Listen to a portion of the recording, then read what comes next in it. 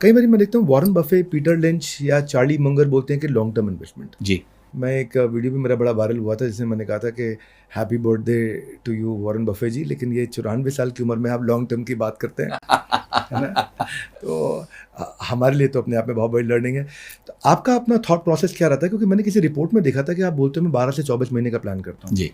तो आपकी अपनी फिलॉसफी क्या है टाइम होराइजन को लेके?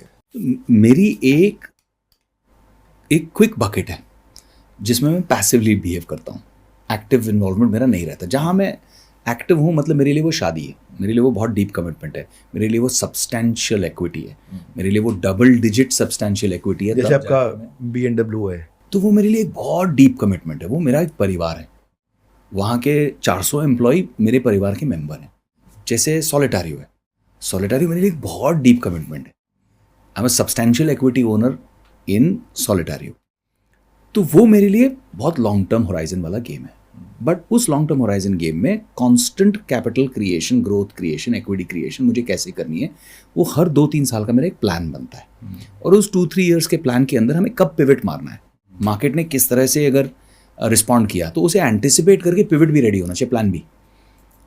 तो उस तरह से मैं वो उसे अप्रोच करता हूँ। 18 to 24 मंथ वाली जो मेरी एक थॉट प्रोसेस है, 12 months, 18 months, 24 months, that's a very different thought process. That's a thought process of a rising wave. ये राइजिंग वेव है, इसमें अपनी नाव भी आगे निकल रही है। इसमें मैं एक छोटा इन्वेस्टमेंट, सब्सटैंशियल नहीं, छोटी इक्विटी पोजीशन, सब्सटैंशियल नहीं, बिकॉज वो मेरे लिए कंप्लीटली पैसिव है।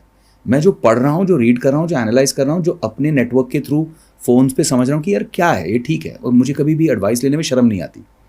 मुझे कभी नहीं लगता कि यार लोग मुझे कॉल कर रहे हैं एडवाइस लेने के लिए, मैं उनको कैसे कॉल, नहीं। नॉलेज में कोई ईगो नहीं हो सकती है भाई। आपको ज़मीन पे बैठ के डिसाइपल बन के ऐसे आगे ऊपर देख के बोलना है कि भाई मुझे सिखा दे।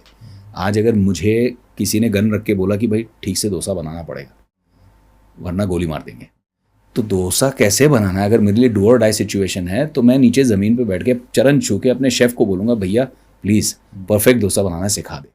So that is the way you have to keep as a constant attitude for a seeker. If you look at the passive and if you look at the active, in the active you're building your own equity. तो वो आप long term रखते हो। In the passive you're riding a wave. It's just money. Just money is, there's no differentiator. आपका पैसा भी same है, मेरा पैसा भी सेम है, इनका पैसा भी सेम है, पैसा सेम है। मेरा थोड़ा, आपका थोड़ा ब्रांड आ गया, चलो एडिशनल, भाई विवेक ओबरॉय ने इन्वेस्ट किया, विवेक बिंद्रा ने इन्वेस्ट किया, एक ब्रांड आ गया, बट अदरवाइज पैसा तो सेम है। Value creation is about effort, investment, time, network. अगर मान लो क्विकली पूछना चाहूँ आप तक का, अगर आप सिंगल लाइनर बताना चाहें, कोई सबसे बड़ा फाइनेंशियल लेसन लर्न्ड क्या रहा है आपका? स्टॉक मार्केट कसिनो नहीं है, धंधा कोई सट्टा नहीं है, never speculate. Lovely, fantastic. Okay, तो आप अपने फाइनेंशियल या अपने लाइफ में बैलेंस कैसे रखते हैं कि आपका फाइनेंशियल गोल्स हैं और आपके अपने पर्सनल सेटिस्फैक्शन है, इसको बैलेंस को कैसे प्लान करते हैं? थोड़ा स्ट्रगल है। कभी कभी एक अपॉर्चुनिटी बहुत अच्छी आती है, लेकिन एथिक्स बोलते हैं कि यार नहीं, मुझे ये नहीं करना है, ये पर्यावरण के लिए अच्छी चीज़ नहीं है, ये बच्चों के हेल्थ के लिए अच्छी चीज़ नहीं है, पैसा बहुत है लेकिन ऐसा पैसा मुझे नहीं चाहिए।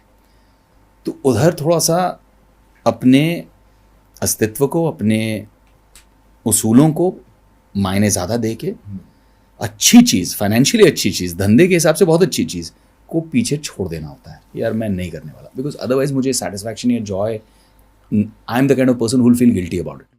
अगर आपको गिल्ट नहीं महसूस होता तो करिए, कोई प्रॉब्लम नहीं है, लेकिन मुझे महसूस होता है तो मैं फिर नहीं करूँगा। गंदा धंधा नहीं करना आपको, नहीं करना। रिवर्स किया आपने इसको। धंधा है पर गंदा है ये। ठीक बात है।